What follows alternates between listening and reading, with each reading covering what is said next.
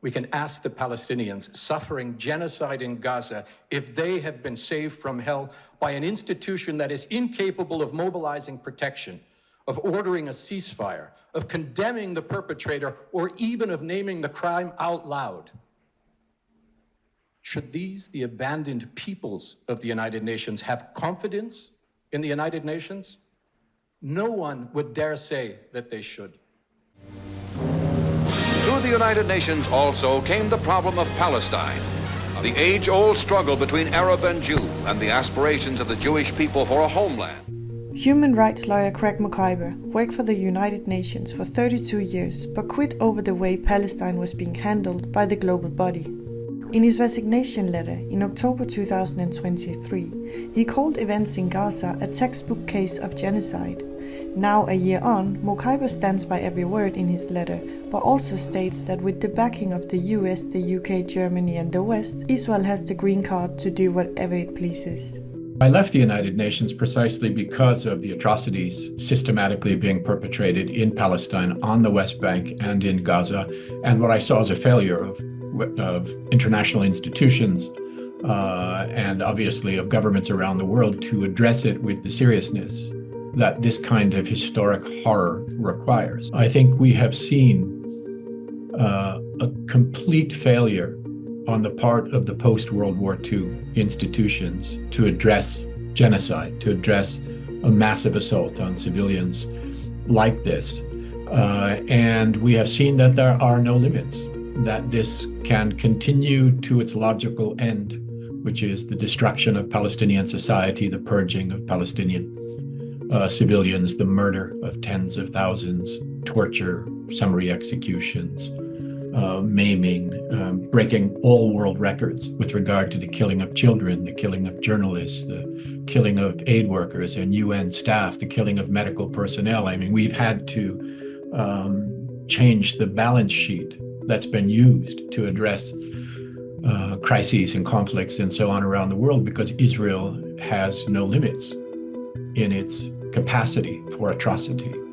And the international community and states of the West, frankly, states all around the world, even in the Arab region, seem to also have no limits for what they will tolerate.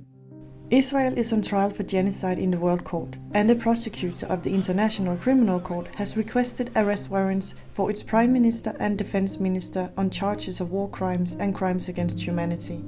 Despite this, Tel Aviv has continued its attacks on Gaza and escalated its aggression on the West Bank. The price of global inaction has been high. The UN, unable to protect Palestinians, is now facing a crisis of credibility. It's damaging the entire framework of international law and international institutions built up since the Second World War, beginning with the UN Charter. People are losing hope, and therefore those institutions are losing legitimacy.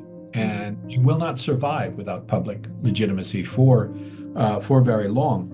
And the fact that so many Western countries have taken the side of a violating country instead of the side of international law threatens the sustainability of those institutions. And the fact that, I understand, if you speak out against Israel, you are going to be persecuted. That's a reality if you are at the International Criminal Court, the International Court of Justice, the United Nations, any of these institutions, you are going to be slandered and smeared and threatened and harassed by trolls. It creates a climate of fear amongst those working within the international system, as it's designed to do.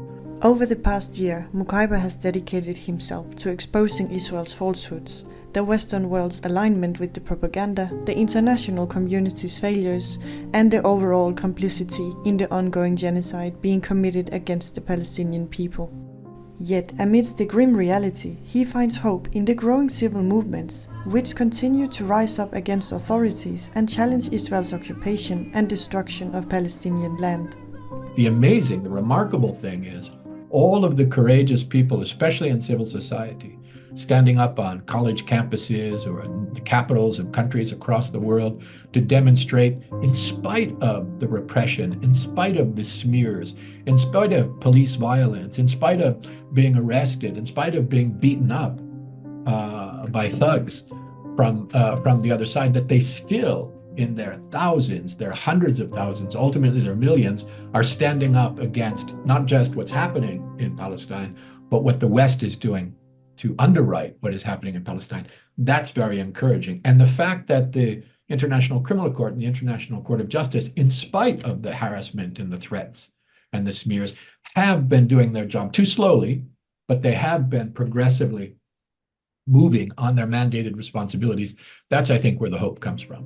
1 year on since Israel's latest and most brutal war on Gaza, the question remains, has the United Nations truly failed the Palestinian people? Or is this the beginning of a long and overdue path toward justice and accountability?